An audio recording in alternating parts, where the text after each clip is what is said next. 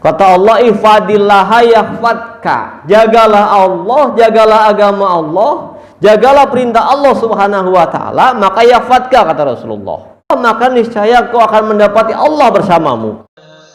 فَأَمَّا الَّذِينَ آمَنُوا فَيَعْلَمُونَ أَنَّهُ الْحَقُّ مِنْ رَبِّهِمْ. Alhamdulillah wa syukur ala ni'amillah, kita bersyukur kepada Allah. Segala puja puji serta sembah sujud syukur kita panjatkan kehadirat Allah Subhanahu wa taala yang senantiasa tiada pernah henti melimpahkan nikmat dalam hidup kita. Allah Subhanahu wa taala sang Khalik, sang Maha Pencipta. Allah Subhanahu wa taala sang Maha Penjaga. Allah tempat kita meminta, Allah tempat kita bergantung, Allah tempat kita memohon pertolongan. Hanya kepada Allah lah kita memohon, kita berharap, kita berlindung dari segala apa yang mungkin akan mencelakakan kita ataupun keluarga kita sekalian semuanya. Khusus mungkin Pak ya, wabah virus apa teh Pak?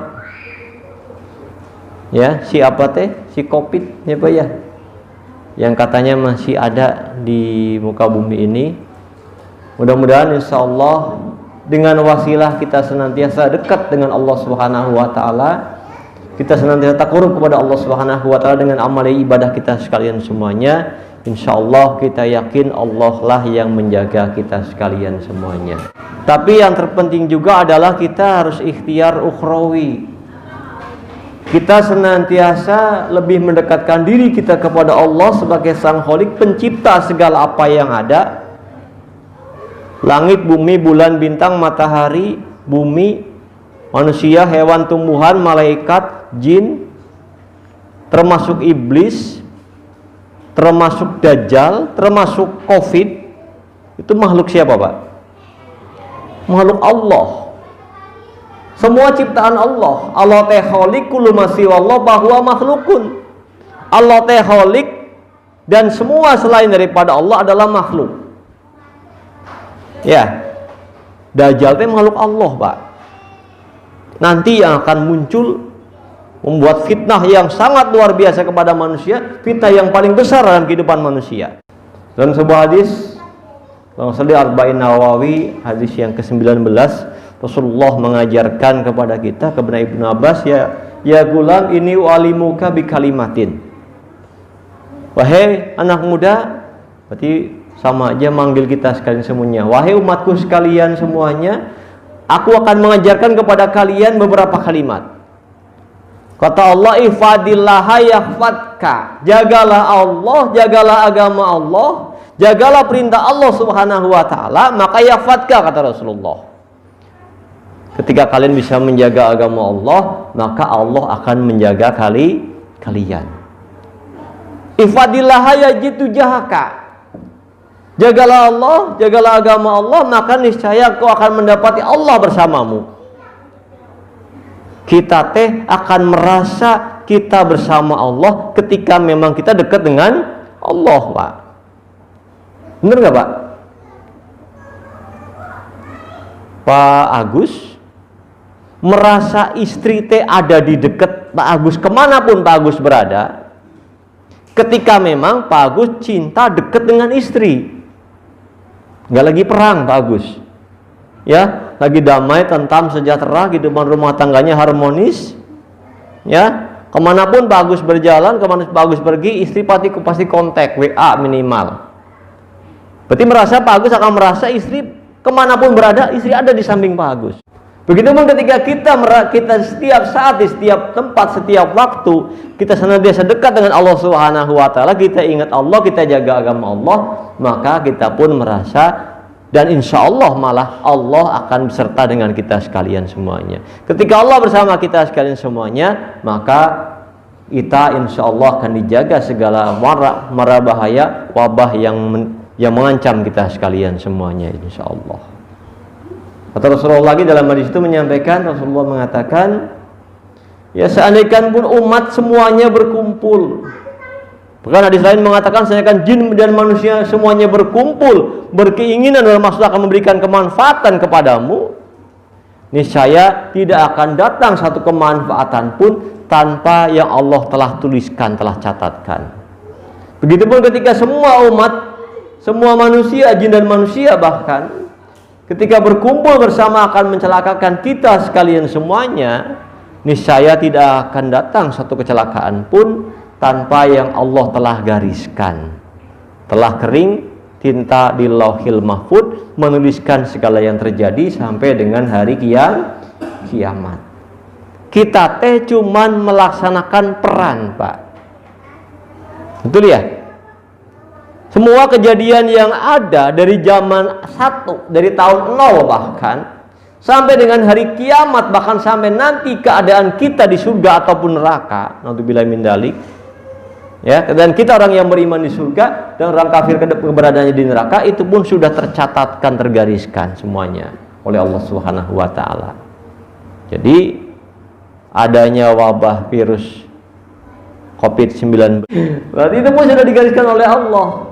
Allah sudah mencatatkan di Lauhil Mahfuz sana bahwa kita di tahun 2019, tahun 2020 ini kita diteror oleh wabah COVID-19 itu. Dan hanya Allah Subhanahu wa taala lah yang bisa menjaga kita sekalian semuanya. Tapi tentunya ikhtiar, keyakinan kita seperti itu pun harus diiringi dengan ikhtiar.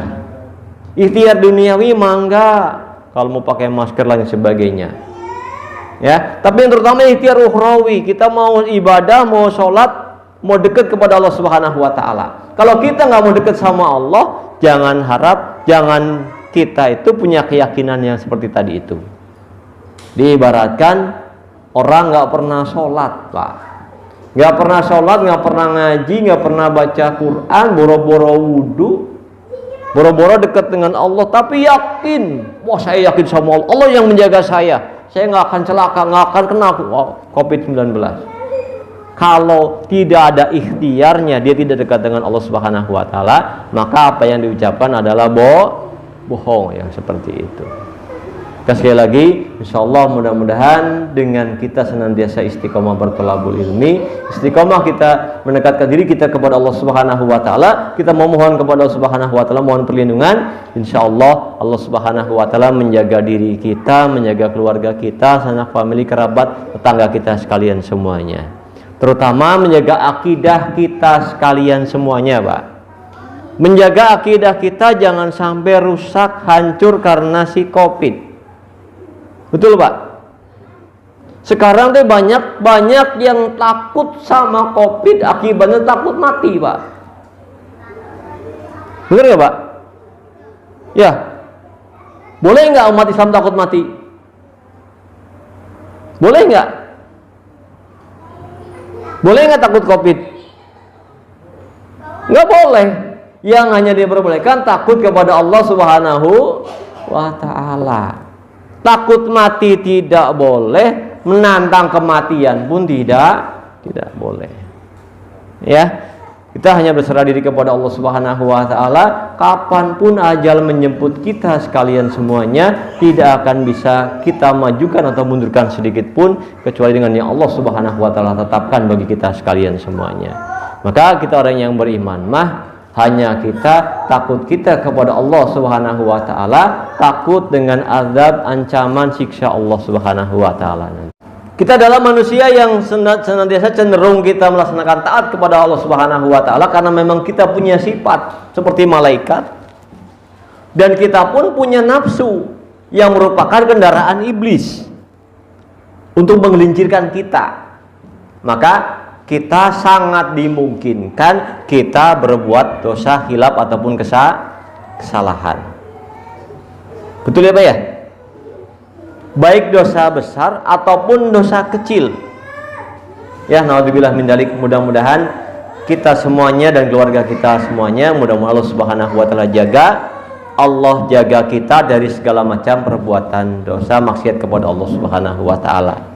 Karena kita tidak mungkin bisa melaksanakan taat kepada Allah tanpa pertolongan dari Allah. Kita pun tidak bisa menghindari maksiat dosa juga kecuali tanpa pertolongan dari Allah Subhanahu wa taala. La haula wala quwata illa billah. Tidak ada daya upaya dalam kita melaksanakan taat kepada Allah Subhanahu wa taala, dan tidak ada kekuatan dari kita untuk menghindari maksiat kepada Allah Subhanahu wa taala tanpa pertolongan dari Allah Subhanahu wa taala pula.